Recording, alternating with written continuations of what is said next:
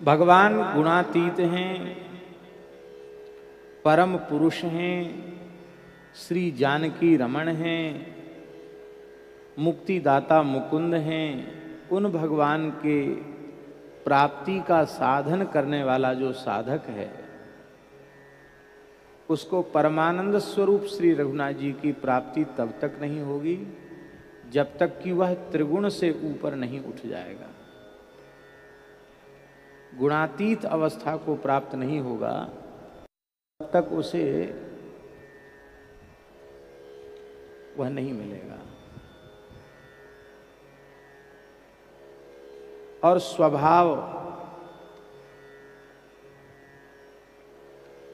स्वभाव का त्याग, जिस स्वभाव के कारण अब तक हम संस्कृति के चक्र में भटक रहे हैं, जो स्वभाव प्रभु प्राप्ति में विरोधी है, ऐसे स्वभाव का त्याग, इसके बिना परमानंद सुलभ नहीं होगा। हमारे पूज्य गुरुदेव भक्तमाली जी एक बात कहते थे कि मनुष्य तुमसे प्रसन्न होता नहीं, भगवान कैसे प्रसन्न हो जाएंगे। महाराज जी कहते थे नारायण को प्रसन्न करना तो पहले नर को प्रसन्न करो, इतना उत्तम व्यवहार करो कि कोई भी प्राणी तुम्हारे व्यवहार से दुखी ना हो जाए। यस्मान्नोद विजते लोकाः, गीता जी में भगवान ने कहा, जिसके व्यवहार से किसी भी प्राणी के मन में उद्वेग पैदा न हो। चलो ये तो कठिन है लेकिन फिर भी संभव है। दूसरी बात है यस्मान्नोद विजिते चयः,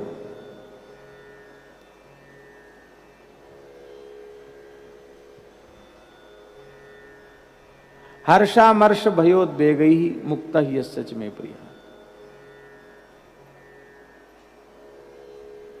यस्मान्नोद विजिते लोकाः, जो संसार से उद्विग्न नहीं होता, जिसके व्यवहार से संसार उद्विग्न नहीं होता, और जो संसार से भी उद्विग्न नहीं होता, किसी प्राणी के विपरीत व्यवहार से उद्विग्न न हो, यह है गुणातीत पुरुष का लक्षण। ऐसा स्वभाव बनाओ कि हमारे स्वभाव से किसी को पीड़ा न पहुंचे, और कोई कितना भी प्रतिकूल व्यवहार हमारे साथ करे, हम उस पीड़ा का अनुभव ना करें। ये कैसे संभव होगा? ये तब तक संभव नहीं होगा जब तक विरुद्ध व्यवहार करने वाले के प्रति भी हमारा यह भाव नहीं होगा कि इसमें भी मेरे प्रभु उपास्य इष्ट देव विराजमान है। प्रभु हमारे धैर्य की परीक्षा ले रहे हैं, हमारी साधुता की परीक्षा ले रहे हैं। प्रभु आप कितना भी नाटक क्यों न करो, हम आपकी लीला देखकर प्रसन्न ही होंगे, हम उद्विग्न होने वाले नहीं।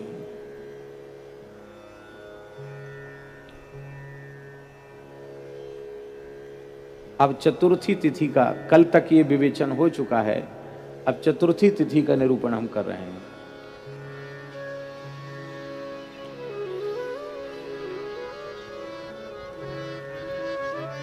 चौथी चारि परिहरहु, बुद्धि मन चित अहंकार, विमल विचार परम पद, निज सुख सहज उदार। विमल विचार परम पद, निज सुख सहज उदार।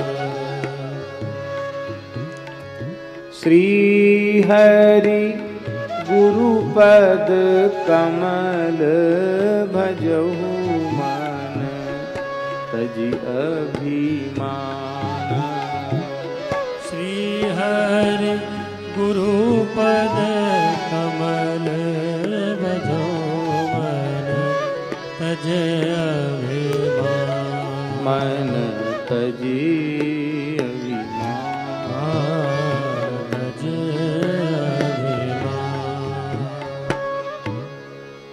चतुर्थी तिथि क्या है? देखो, ये चौथा साधन है। एक ही अंतःकरण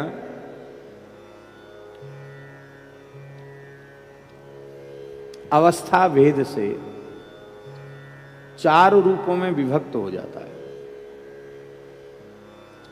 जिसे हम अंतःकरण चतुष्टय कहते हैं। मन, बुद्धि, चित्त और अहंकार।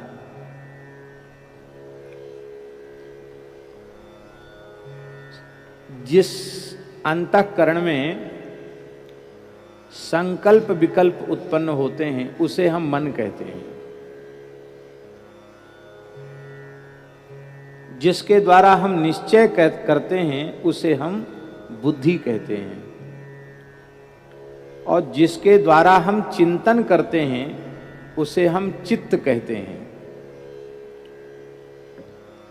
और जिसके द्वारा हम अभिमान करते हैं, कर्तृत्वाभिमान, उसे अहंकार कहा जाता है। इस प्रकार से संकल्प, निश्चय, चिंतन और अभिमान, यही 4 जो चीजें हैं वह मन, बुद्धि, चित्त, अहंकार के रूप में परिलक्षित होते हैं।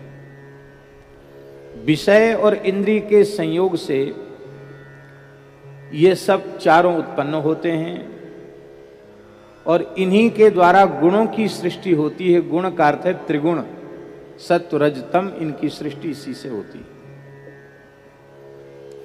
मन के संकल्प विकल्प से कामनाओं की उत्पत्ति होती है। बुद्धि की भिन्न भिन्न वृत्तियों के कारण पदार्थों के स्फुरण का ज्ञान होता है और फिर इंद्रियों का विषयों के साथ संयोग करा देना, विपरीत ज्ञान हो जाना, ये सब बुद्धि के कारण होते हैं। चित्त का एकाग्र होना यह भी बुद्धि का एक गुण है और चित्त द्वारा अभ्यास होता है, जिसे गोस्वामी जी ने 82वें संख्या के पद में विनय पत्रिका में कहा, जन्म जन्म अभ्यास निरत चित अधिक अधिक लपटाई। अहंकार ही अज्ञान और सृष्टि की विविधता का मूल है। अहंकार ही अज्ञान का मूल है और ये भिन्न भिन्न प्रकार की जो विविध सृष्टि है इसका मूल भी अहंकार ही है। आप श्रीमद् भागवत जी में श्रवण करते हैं, वैकारिक, तामस, तेजस, त्रिविध अलहंकारों से 16 प्रकार के भूत उत्पन्न होते हैं। उन्हीं से पिंड और ब्रह्मांड की सृष्टि होती है।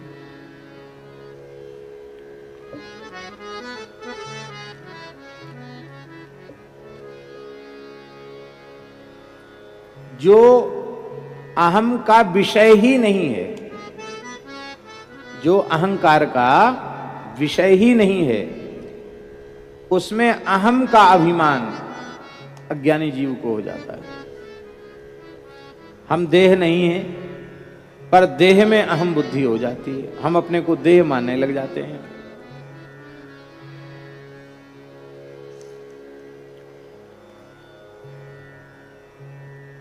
कार्य कारण के संघात रूप जो शरीर है, उस शरीर में अहंकार के ही कारण आत्मबुद्धि आ जाती है।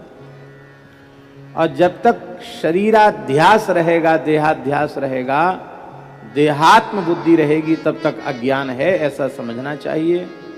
और तब तक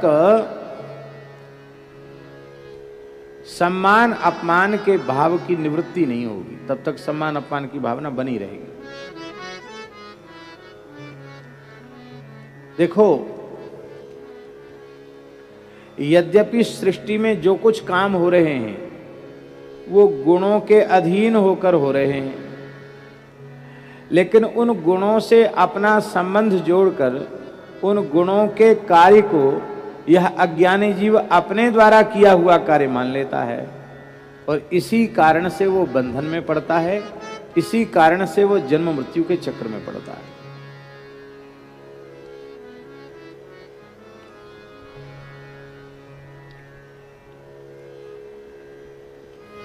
ये मैं करता हूं, बस मैं करता हूं, इसी वृत्ति का नाम अहंकार है। और ये अहंकार मोह का सगा भाई है और ये सबसे बड़ा शत्रु है। तृतीय स्कंध में कपिल भगवान और देवहूति माता के संवाद में ये बात स्पष्ट कर दी गई। माता जी ने पूछा है कपिल भगवान से कि चित्त की मलिनता का बीज क्या है, चित्त मलिन हुआ क्यों, कैसे मलिन हो गया चित्त।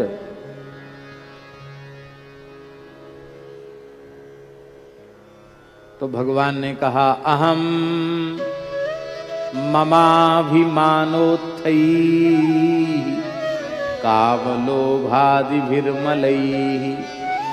वीतं यदा मनः शुद्धं अदुःखम् असुखम समम।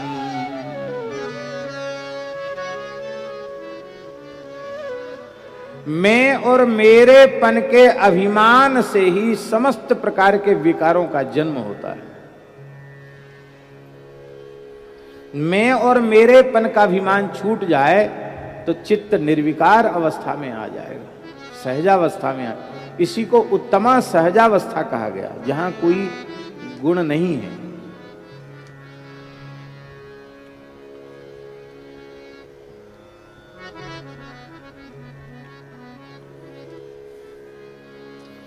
चित्त की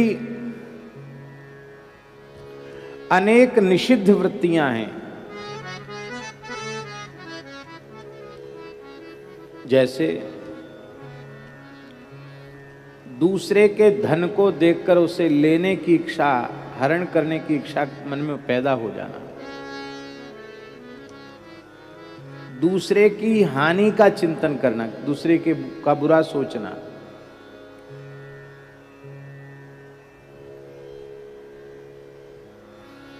इसीलिए इस प्रकार के विपरीत चिंतन वाले जीवों के लिए कहा गया कि बाज, उल्लू, गीध आदि प्राणियों की उपमा ऐसे लोगों को दी गई।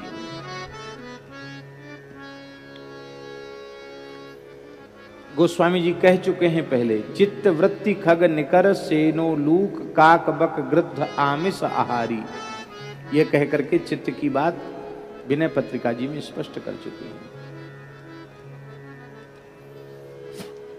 अब यहां एक विशेष बात है कि चौथे साधन के रूप में तुलसीदास जी महाराज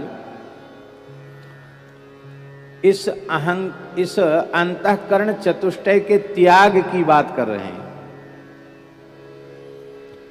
अंतःकरण चतुष्टय माने मन, बुद्धि, चित्त, अहंकार, ये चौथी पर हरहु, इन चारों को त्याग दो।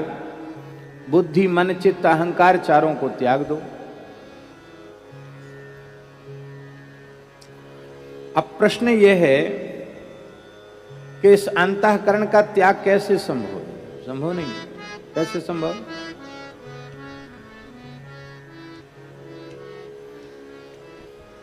एक सज्जन हमने देखे गुजरात में, वैज्ञानिक थे वो, उनको बड़े बड़े पुरस्कार मिले थे और उनकी गृहिणी ने कहा, महाराज डॉक्टरों के अनुसार अब इनके मन नहीं है, मन खत्म हो गया इनका। तो मन के खत्म होने से ये मुझे भी भूल गए, बुद्धि भी खत्म हो गई, चित्त भी खत्म हो गया। अब इनको ये भी पता नहीं चलता कि मेरे कपड़ों में मलमूत्र हो गया। कुछ नहीं, छोटे बच्चे में फिर भी कुछ बोध होता है, छोटे बच्चे जैसा बोध भी इनमें अब नहीं है। तब हमारी समझ में आया, इतना बड़ा वैज्ञानिक आज इसकी ये दुर्दशा हो रही है। उसकी पत्नी कह रही थी कि बस हमें सेवा की सामर्थ्य दें आप, बस। तब हमारी समझ में आया कि भाई मन भी खराब चीज नहीं है, बड़ी काम की चीज है मन। बताओ, इसका मन खत्म हो गया तो इसको ये हालत हो गई। तो मन, बुद्धि, चित्त, अहंकार कैसे मिटेंगे? नहीं मिटेंगे।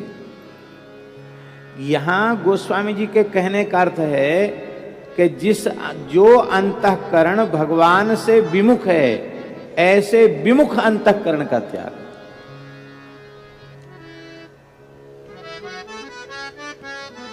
गोपियों के जैसा मन हमें मिल जाए तो ऐसे मन का त्याग करने की क्या आवश्यकता है। गोपियों का मन ऊधो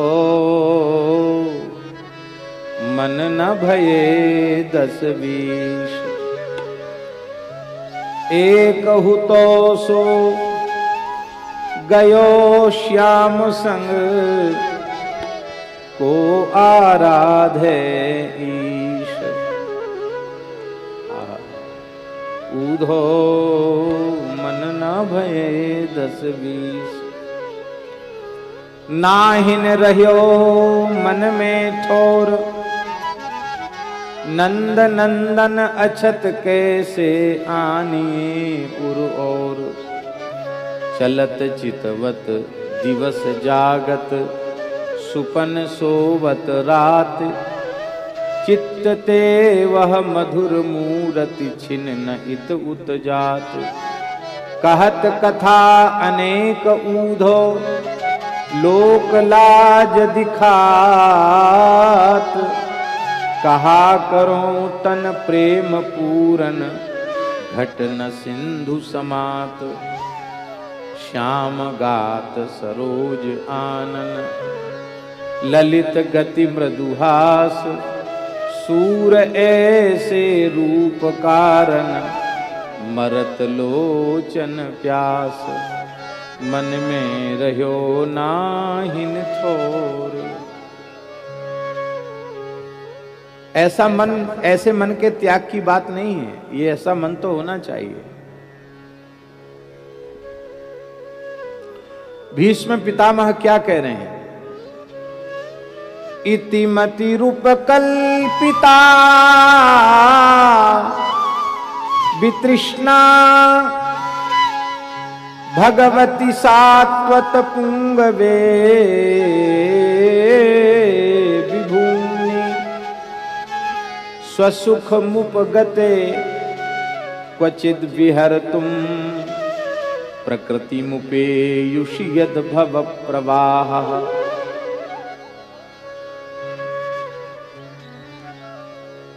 हे भगवान,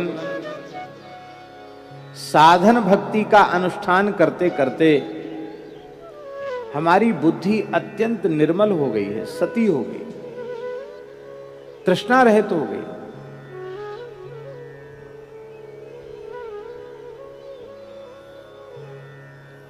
ये बुद्धि जब तक भोगों में आसक्त रहती है, शरीर में लगी रहती है, तब तक जीव भटकता है। पर मेरी बुद्धि अब इतनी निर्मल हो गई है कि केवल आपके योग्य है, आप ही इसका वर्ण कर लीजिए। भीष्म पितामह जैसी सती बुद्धि के त्याग की बात तुलसीदास जी नहीं कह रहे हैं। ऐसी बुद्धि तो चाहिए हमें। चित्त, जो चित्त विषयाकाराकारित हो रहा है, विषय के आकार में परिणत हो रहा है, उस चित्त के त्याग की बात। जिस चित्त में भगवत भागवत चिंतन बनता ही नहीं, केवल देह गेह का चिंतन, विषय चिंतन बना रहता है, ऐसे चित्त से ऊपर उठना पड़ेगा।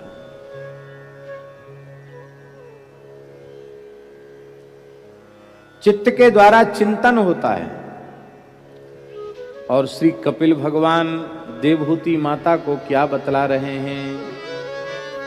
संचिंतयेत् भगवतश्चरणारविंदम, वज्रांकुशध्वज सरोरुहलांछनाढ्यम, उत्तुंग रक्त विलसन्नख चक्रवाल,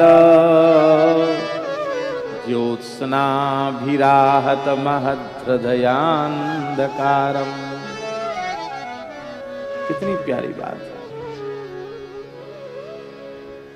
भगवान के श्री युगल चरण कमलों का चिरकाल तक ध्यान करना चाहिए, खूब घंटों ध्यान करना चाहिए।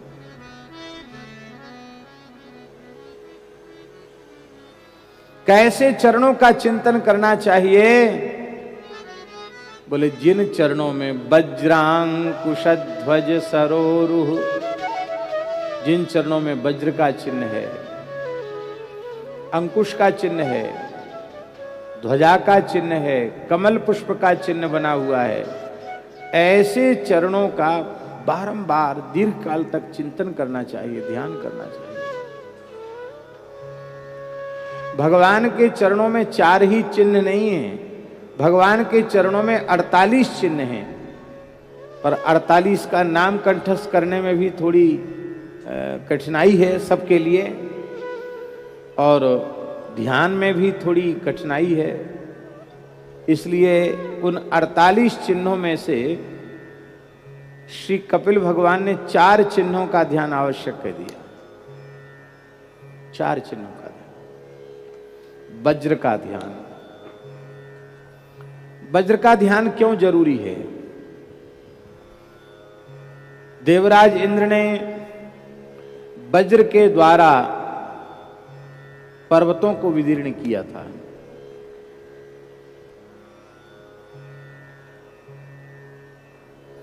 इसी प्रकार से साधक के भीतर भी बड़े बड़े पहाड़ हैं। कौन से पहाड़ हैं? पाप के पहाड़। उन पाप रूपी पर्वतों को विदीर्ण करने के लिए भगवान के चरण में चिन्हित वज्र का ध्यान।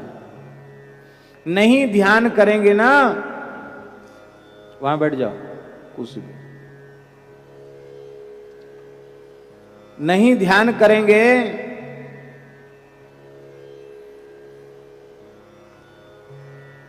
तो पाप रूपी पर्वत नष्ट नहीं होगा, और पाप नष्ट नहीं होंगे तो कोई साधन आप ठीक से कर ही नहीं पाओगे। तुलसी पूरो पापते हरि चर्चा न सुहाए। पाप जब प्रबल होते हैं तो कथा में नींद आती है। बहुत से लोग तो अब तो लोग बहुत दूर दूर बैठे हैं, नहीं भीड़ भाड़ होती तो आगे वाले की पीठ पे मुंडी पटकने लग जाते हैं।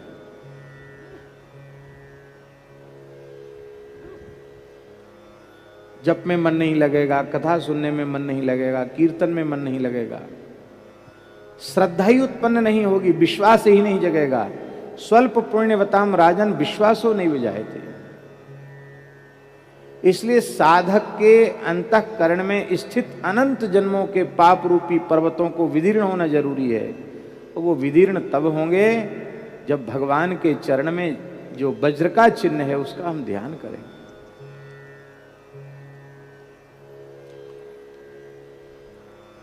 सारे साधनों की सफलता इसमें है कि पहले हमारे मन का निग्रह हो, मन पर काबू हो, मनोनिग्रह। और ये मन जो है ना, इसका निग्रह सरल नहीं है, बहुत कठिन है। इतना कठिन है मन का निग्रह। परम जितेंद्रिय नर ऋषि के स्वरूप श्री अर्जुन भगवान से कह रहे हैं, चंचलम ही मनः कृष्ण प्रमाथि बलवदृढ़ तस्याहम निग्रहम मन्ये वायोरिव सुदुष्करम। हे भगवान, यह मन निश्चय ही बहुत चंचल है, मथ देता है अंतःकरण को, ये मन शुद्ध कर देता है, बड़ा बलवान है, बहुत ताकत है इसमें, और इतना मजबूत है कि किसी उपाय से ये बस में नहीं होता। हमको तो ऐसा लगता है कि जैसे वायु को मुट्ठी में बंद करना कठिन है, ऐसी मन का निग्रह बहुत कठिन है। अर्जुन ने इस प्रश्न को बहुत महत्व दिया। भगवान को कम से कम 1 अध्याय पूरा बोलना चाहिए था इसके ऊपर, पर भगवान ने 1 अध्याय की क्या चले, भगवान ने 1 श्लोक भी नहीं बोला, आधा श्लोक। अभ्यासेन तो कौन्तेय वैराग्येण च गृह्यते। 2 चीजें बताई भगवान, अभ्यास और वैराग्य। इसी को पातंजलि योग सूत्र में कहा गया, अभ्यास वैराग्याभ्याम तन्निरोधः अभ्यास और वैराग्य से मन का निरोध हो जाता है। अभ्यास क्या है? व्याकरण शास्त्र में अभ्यास संज्ञा किसकी होती है? एक ही शब्द को जो बार बार उच्चारण किया जाता है उसको अभ्यास कहते हैं। पूर्वोभ्यासः। इसका अर्थ है निरंतर श्री नाम जप को श्री ठाकुर जी ने अभ्यास माना है। और वैराग्य, ये दो चीजें हैं, अभ्यास और वैराग्य, इससे मन का निग्रह हो जाता है।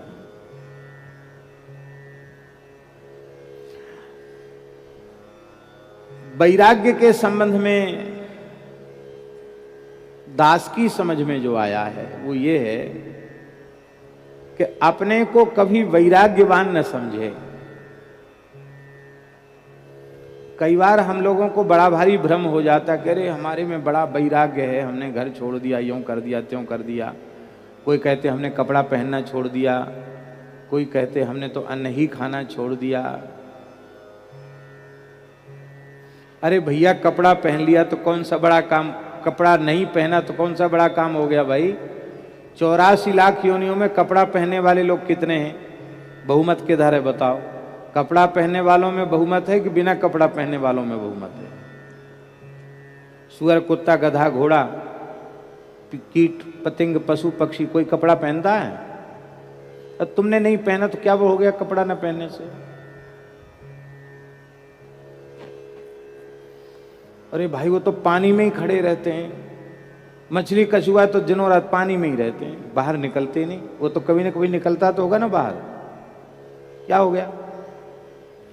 और ये महाराज गुफा में रहते हैं, बड़े बड़े शेर भी गुफाओं में रहते, जंगलों में। और चूहा तो हमेशा गुफा में ही रहता है, बिल उसकी गुफा ही तो है, क्या होगा? अरे हमने अन्न छोड़ दिया, फलाहार करते हैं। तमाम पक्षी ऐसे हैं जो फलाहारी करते हैं, तोता फलाहारी है, क्या हो गया फलाहार करने से? हम सारे शरीर में धूल मिट्टी लगा लेते हैं या राख लगा लेते हैं। गधा खूब नहावे गंगा जमुना में, बाद में बाहर निकल के हेंचू हेंचू करके लोट करके सब घूर में लूटता है गधा। हाँ, धूल मिट्टी सब शरीर में लगा लेता है, क्या हो गया भाई लगा लेने से?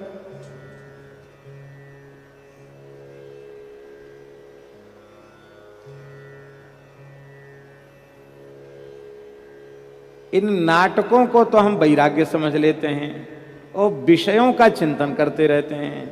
इसी को गीता जी में भगवान ने कहा मिथ्याचार, ये मिथ्याचार है।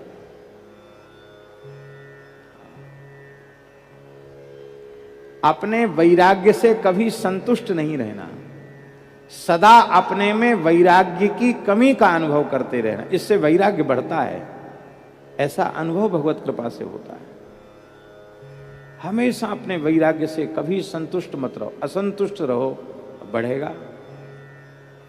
वैराग्यवान महापुरुषों के चरित्र पढ़ो, वैराग्यवान संतों का संग करो तो वैराग्य पुष्ट होगा। ये अभ्यास और वैराग्य। हमारे ब्रज की महान निधि परम पूज्य प्रातः स्मरणीय श्री पंडित जी महाराज, गिरिराज जी वारे पंडित जी बाबा, इस कराल कलिकाल में अभ्यास और वैराग्य इसका स्वरूप क्या है, इसको परिभाषित करने की जरूरत नहीं है। पंडित जी का दर्शन कर लो, पंडित जी का मंगलमय जीवन चरित्र पढ़ लो, पता चल जाएगा अभ्यास और वैराग्य क्या है। तो मूल बात इतनी सी है कि मन का निग्रह बहुत कठिन है।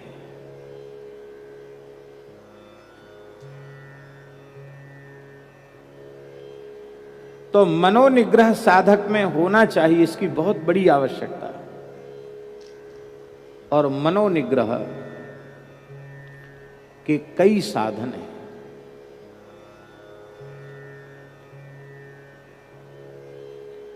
सबसे श्रेष्ठ साधन मनोनिग्रह का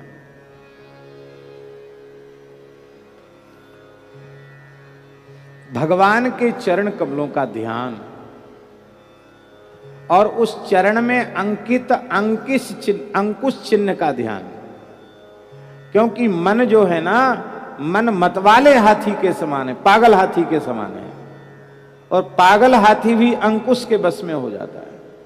तो मन रूपी मतवाले गजेंद्र को बस में करने के लिए भगवान ने अपने चरणों में अंकुश चिन्ह को धारण किया है। मन है मतंग मतवारो हाथ आवे नाही, उसी के निग्रह के लिए अंकुश चरण में धारण किया गया है। तो वज्र का ध्यान, अंकुश का ध्यान। तीसरा चिन्ह भगवान ने बताया ध्वजा, ध्वजा का ध्यान, झंडे का ध्यान।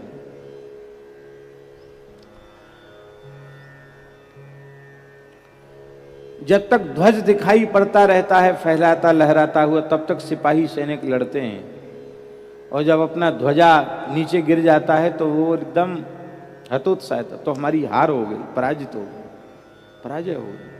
तब तक लड़ते हैं जब तक झंडा ऊंचा दिखाई पड़ता है। लोग गाते हैं ना, झंडा ऊंचा रहे हमारा विजयी विश्व, क्या क्या, हाँ, विजयी विश्व तिरंगा प्यारा, झंडा ऊंचा रहे हमारा, झंडा ऊंचा रहे हमारा।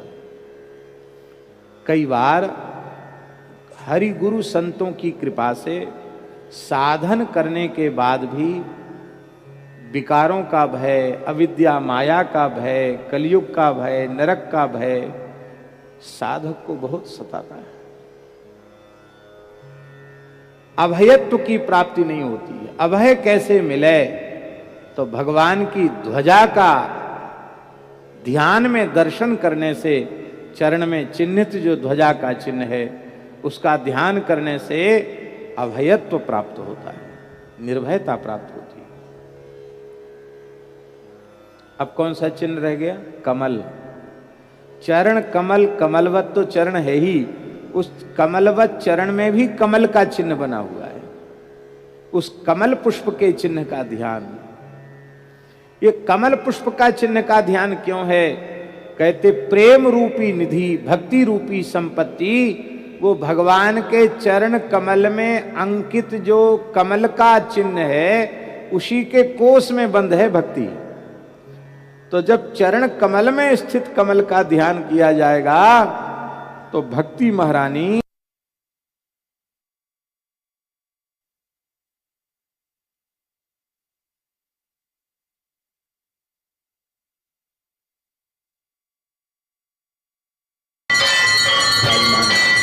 तो चरण कमल का ध्यान करेंगे तो भक्ति प्राप्त होगी, प्रेम प्राप्त होगा।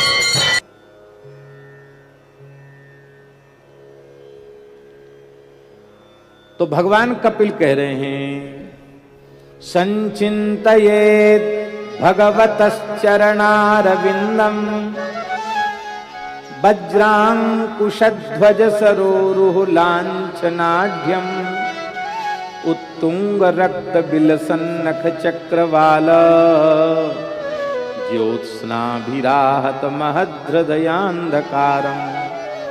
कैसे सुंदर भगवान के चरण हैं।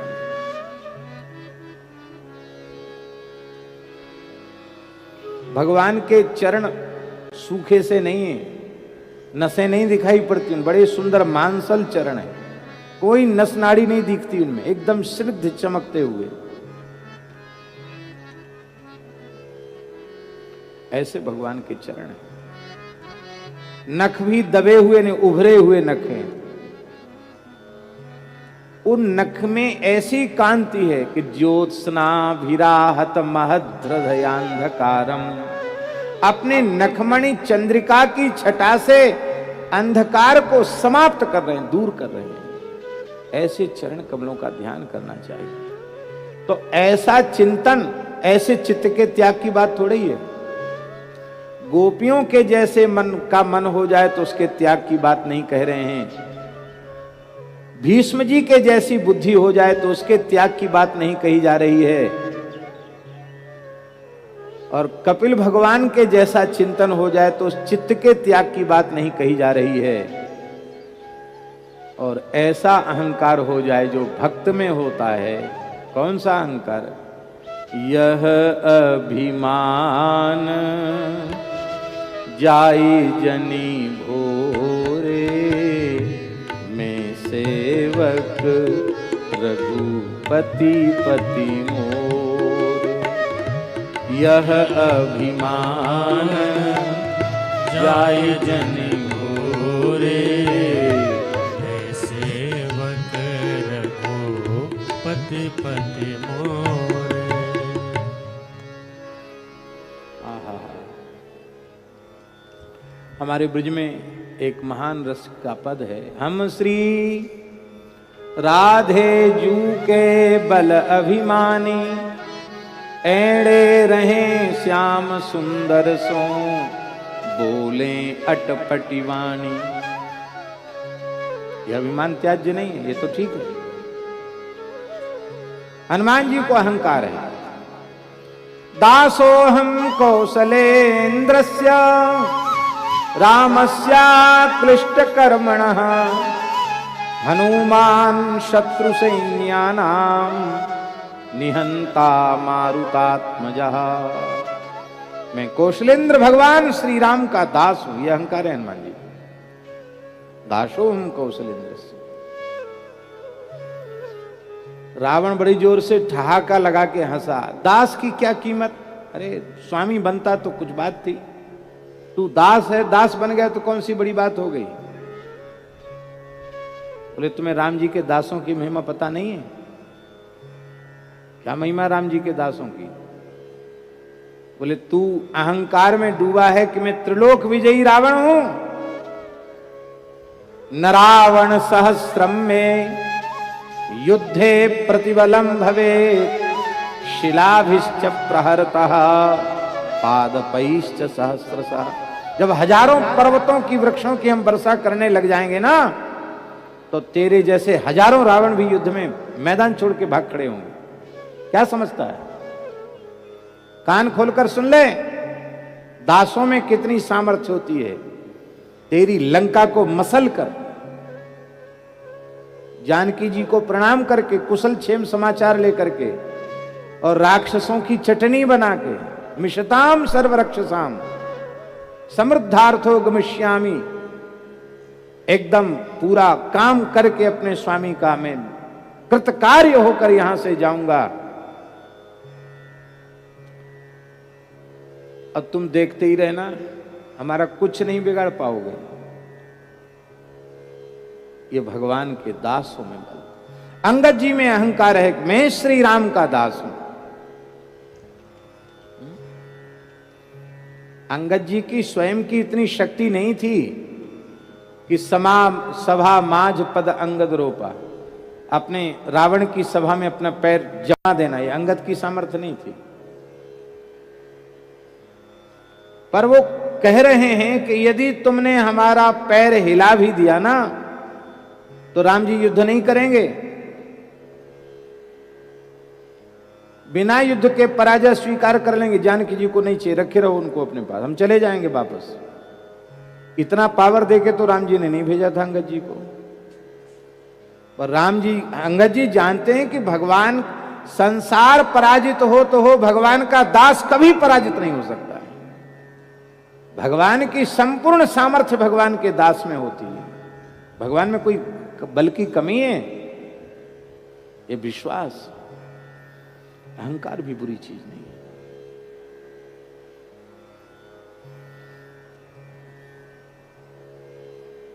फतेहपुर सीकरी जा रहा था बादशाह अकबर।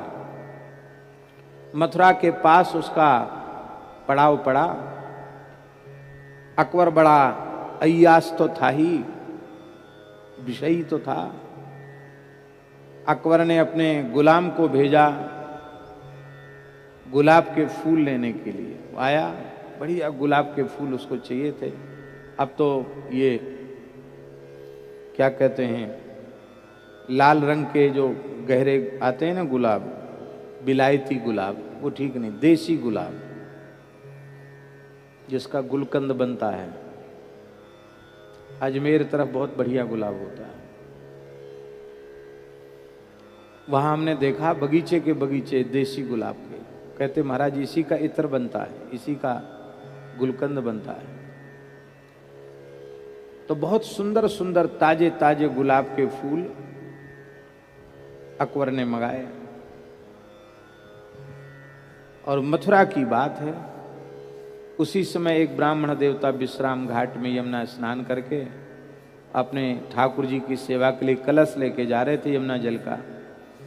वो भी माली के सामने खड़े थे, उनको भी पूरी डलिया गुलाब पसंद आ गया कि आज ठाकुर जी का, गोपाल जी का गुलाब डोल बनाएंगे, गुलाब डोल का मनोरथ करेंगे, गुलाब का ढिंडोला सजाएंगे, गुलाब का ही पूरा श्रृंगार होगा। तो वो सौदा तय हुआ 4 आने में। कितने में? पूरी डलिया भर के गुलाब का सौदा 4 आने में तय हो गया। गुलाम आया, उसने कहा कि नहीं ये गुलाब हमको पसंद है, हम 8 आना देंगे, हमको दे दो। पंडित जी ने कहा भाई तुम हमारा सौदा बिगाड़ने वाले कौन होते, कौन हो तुम? अरे बोले कौन है तू? पंडित ज्यादा बकबक करता है। मैं शाहनशाह जहां पनाह अकबर का गुलाम हूं। इतना सुनते ही पंडित जी को सात्विक अहंकार आ गया। बोले रे, एक म्लेच्छ का, एक बादशाह का गुलाम इतना अपने भीतर उत्साह रखता है कि मैं अकबर का गुलाम हूं, तो मैं तो अनंत कोट ब्रह्मांडों के भी जो बादशाह हैं ऐसे श्री गोपाल जी का गुलाम हूं, उनका दास हूं। ये क्या चीज है अकबर मेरे सामने, और ये अकबर का गुलाम? उन्होंने कहा हम 1 रुपए में इसका सौदा तय करते हैं। गुलाम ने कहा हम 2 रुपए, पंडित जी ने कहा हम 3 रुपए। बढ़ते बढ़ते बात 50 रुपए तक पहुंच गई। वो सस्ता जमाना, अकबर के जमाने की बात। गुलाम ने कहा हम 50 रुपए में इसको खरीदेंगे। अब बोलो। पंडित जी ने सोचा एक एक बढ़ाता जा रहा, इकट्ठे ही बढ़ा दो। बोले हम 100 रुपए में इसको लेते हैं। गुलाम तो भगा।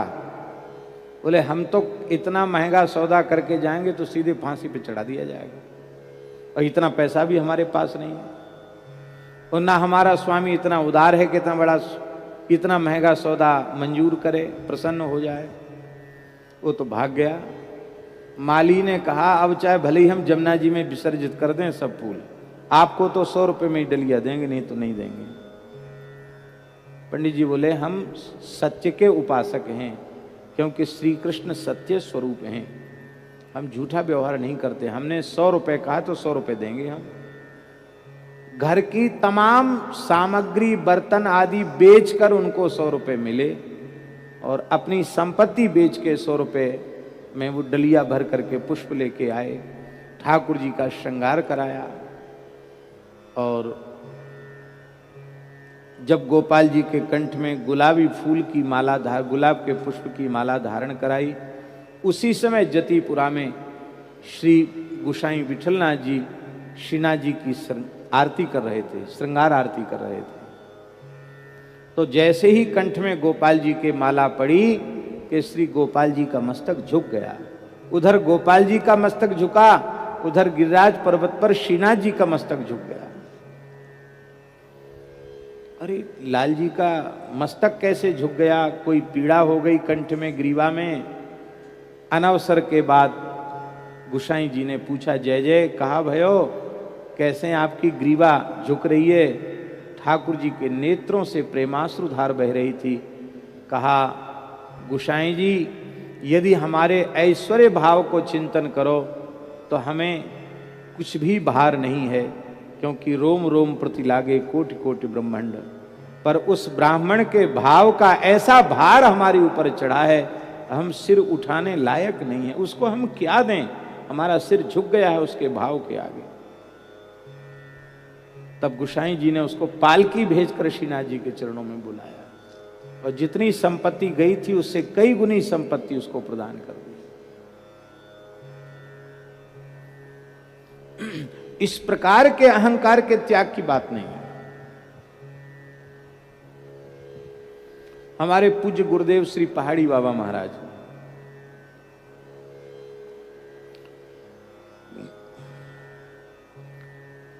खाकचौक आश्रम के मूल पुरुष जो पहाड़ी बाबा थे, अनंत श्री समलंकृत श्री स्वामी नृसिंहदास जी महाराज।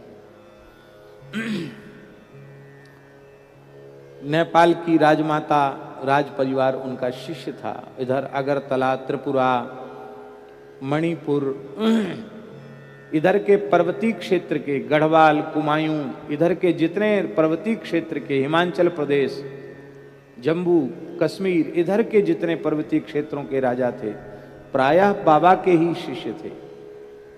बड़ी प्रभावशाली संत थे बाबा।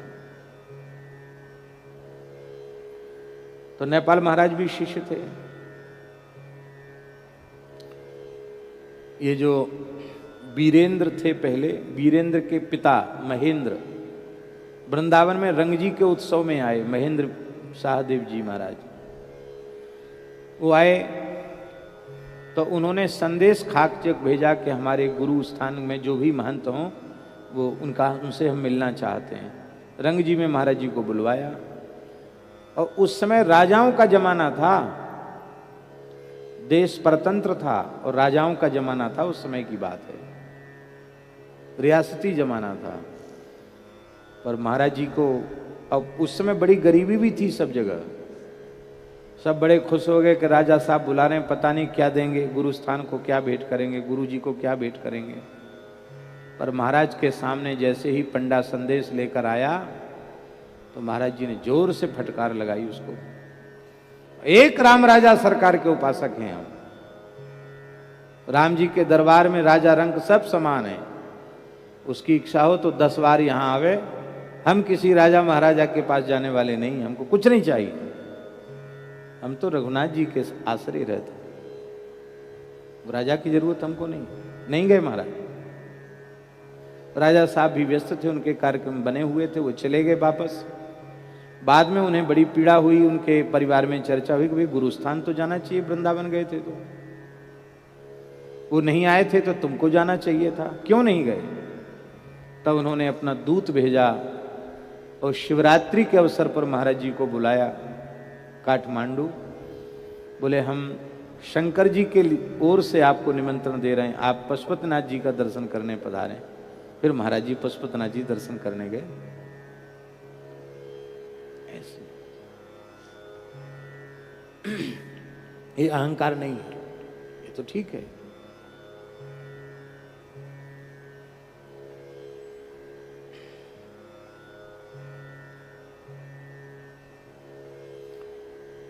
ये जो अहंकार है, बहुत ध्यान से सुने, ये जो अहंकार है, यह अहंकार लौकिक अभिमान को सर्वथा मिटा देता है, समाप्त कर देता है। हनुमान जी में यह अहंकार है कि मैं राम जी का दास हूं, तो उसका परिणाम क्या है? उसका परिणाम यह है कि हनुमान जी में अहंकार का लेश भी नहीं है। हनुमान जी कहते हैं, नाघि सिंधु हाटकपुर जारा, निश्चर गण बधि विपिन उजारा, सो सब तब प्रताप रघुराई, नाथ न कछु मोरि प्रभुताई। ताकहु प्रभु कछु अगम नहीं, जा पर तुम अनुकूल, प्रभु प्रभाव बड़वा न लही, जारी सकै खलु तूल। हनुमान जी में अहंकार नहीं है। तो महाराज जी इस अहंकार के त्याग की बात नहीं कही जा रही है, देह के प्रति जो अहम बुद्धि है उसके त्याग की बात कही, जो विकारों का जनक है उसके त्याग की बात कही जा रही है।